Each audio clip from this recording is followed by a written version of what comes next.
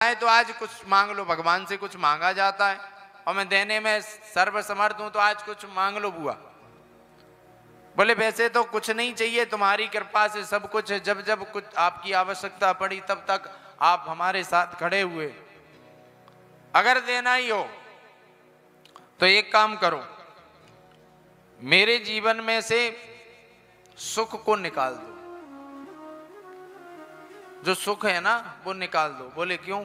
तुम जीवन पर्यंत बुआ तुमने दुख वो भोगा है, सुख कभी जीवन में आया ही नहीं। बालावस्था में पति की मृत्यु, पति का सुख नहीं, और 5-5 पुत्रों को मारने के लिए 100-100 कौरव रोज षड्यंत्र रचते रहे।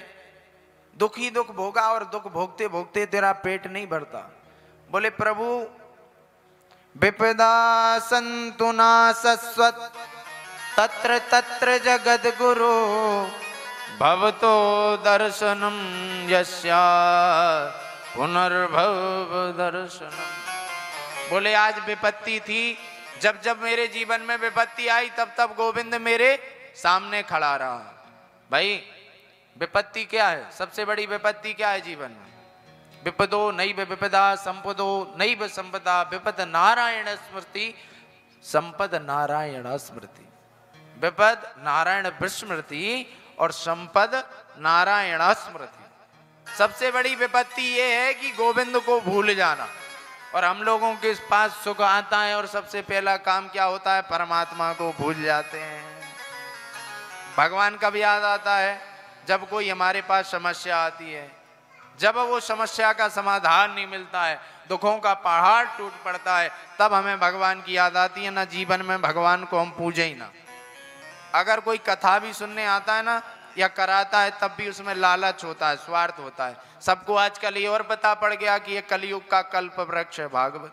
इसके सामने बैठो और इसका अनुष्ठान विधि पूर्वक कराओ, जो मांगो सो सारा काम होगा। सो उसके बाद तो भागवत में लाइन लग गई, भागवत से अर्थ कैसे प्राप्त होगा उसकी दृष्टि सब पर पड़ गई, चाहे वक्ता हो चाहे श्रोता। वक्ता कथा इसलिए कह रहा है कि कुछ हमें मिल जाएगा जीविकोपार्जन के लिए, और श्रोता कथा इसीलिए करा रहा है कि हमारी फैक्ट्री चल जाए, हमारे यहाँ संतान हो जाए, हमारा ये काम बन जाए। मतलब दुख समस्या तकलीफ आने पर भगवान की शरणागति ग्रहण करता है, सुख में नहीं कराएगा।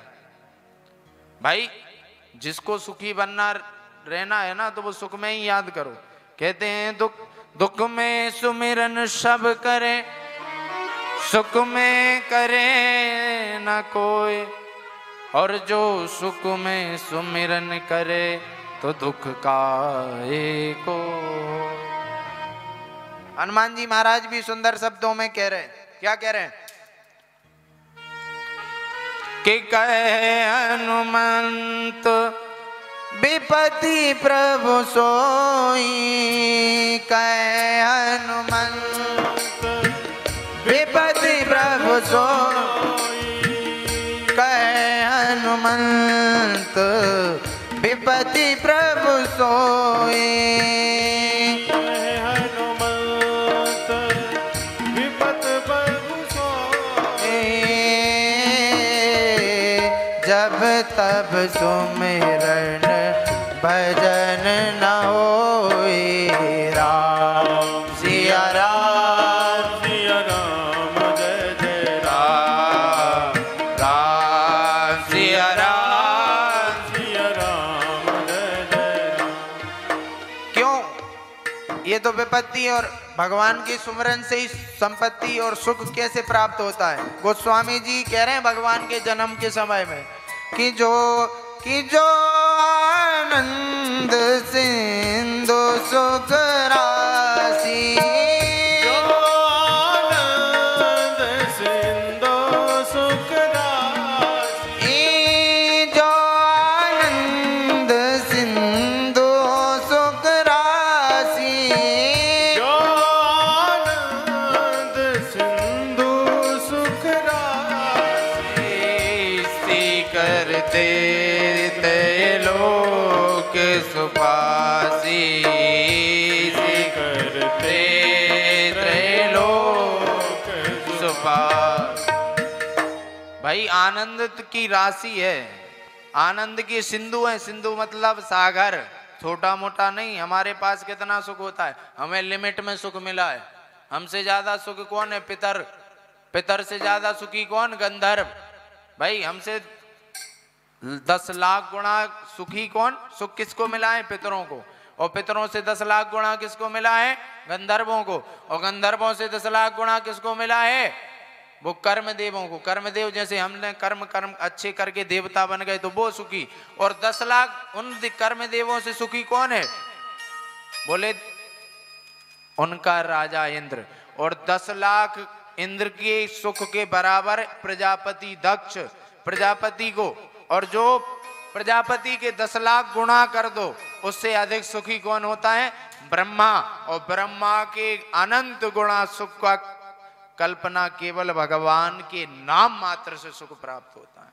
ये भगवान के नाम की महिमा है। इसलिए हम दुख में तो सुमिरन करने के लिए बैठ जाते हैं प्रभु, और जहां सुख आता है और आपको भूल जाते हैं। इसलिए मुझे विपत्ति चाहिए। अब बताओ, जिस भाई आप औषधालय में जाकर के औषधालय में जाकर भोजन की कामना करो तो मिलेगा क्या? या भोजन में जाकर के पुस्तक की कामना करो तो मिलेगा?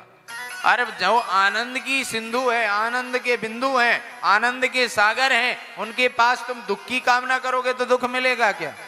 अरे जिनके पास है ही नहीं वो देगा कहां से? भाई तुम्हारे पास जो वस्तु होगी तो वही दोगे ना, जो आपके पास रखा होगा वही तो लाके दोगे।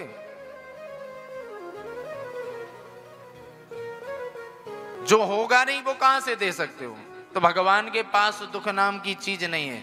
दुखालयम शाश्वतम, दुख तो केवल ये भव में है। और भगवान इस भावकूप से निकालने वाले हैं। कल भी बताया, यह चरित्र जे गावई हरि पद पावई तेन परई भव कूपा। तो भगवान तो इस दुख से निकालने वाले हैं, भव से निकालने वाले हैं, सुख को प्रदान करने वाले हैं। आज भगवान के पास था नहीं तो रात्रि रुक गए। रात्रि में देखा क्या?